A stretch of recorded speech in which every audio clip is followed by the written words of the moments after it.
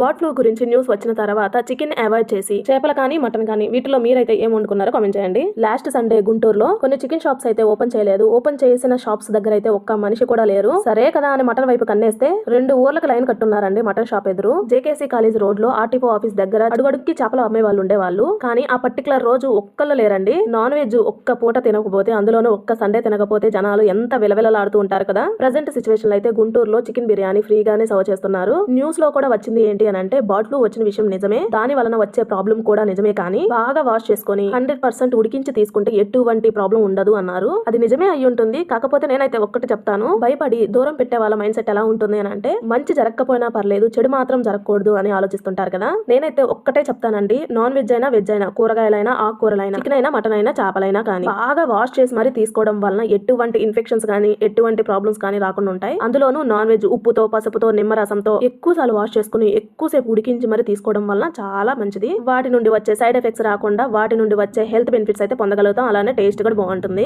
Non veg అంటే health కోసం కాకుండా టేస్ట్ కోసం మాత్రమే తినే వాళ్ళు ఎంతమంది ఉన్నారు. పిల్లలు ఎవరైనా కానీ టేస్ట్ కోసం మాత్రమే తింటుంటారు. పెద్దవాళ్ళు మాత్రం మన పిల్లల కోసం వండుకోవాలి, వాళ్ళకి హెల్తీ ఇవ్వాలి అని ఆలోచిస్తుంటాం కదా. ఆ ప్రాసెస్ లో అన్నిటికంటే ఎక్కువ హెల్త్ బెనిఫిట్స్ ఉన్నాయండి చేపల్లో. టేస్ట్ కావాలి అని అనుకుంటే ఇలానే చేయండి, హెల్త్ కావాలి అని అనుకుంటే మోస్ట్లీ చేపల్ని ప్రిఫర్ చేయండి. మన బాడీకి ఒమేగా 3 ఫ్యాటీ యాసిడ్స్ అనేవి చాలా ఇంపార్టెంట్ అండి. అవి చేపల్లో ఎక్కువగా ఉంటుంది. జ్ఞాపక శక్తి తగ్గకుండా ఉంచడానికి హెల్ప్ అవుతుంది. సో పిల్లలకి ఇవ్వడం చాలా మంచిది. వృద్ధాప్యంలో వచ్చే అల్జీమర్ వంటి ప్రాబ్లమ్స్ రాకుండా చేస్తుంది. అది కంటి చూపు ఇంప్రూవ్ అవడానికి కూడా హెల్ప్ చేస్తుంది. బోన్స్ స్ట్రాంగ్ గా ఉండడానికి హెల్ప్ అవుతుంది. ప్రోటీన్స్ పుష్కలంగా దొరుకుతాయి. ఇలా చెప్పుకుంటే పోతే చాలా హెల్త్ బెనిఫిట్స్ అయితే ఉన్నాయి. సో ఎక్కువగా చేపల్ని తీసుకోవడానికి ట్రై చేయండి. ఆయిల్ లో స్టఫ్ పడకుండా చిట్టి చేపలతో వేపుడు పర్ఫెక్ట్ గా వచ్చింది కదా. కర్రీ కూడా చాలా బాగా కుదిరింది. మేమైతే కడుపు నిండా తినేసాం, అంత టేస్టీగా వచ్చాయి. లేట్ ఎందుకు, మీరు కూడా ట్రై చేయండి. వీడియోకి లైక్ చేసి ఒక్క స్మైలీ ఇవ్వండి అబ్బా.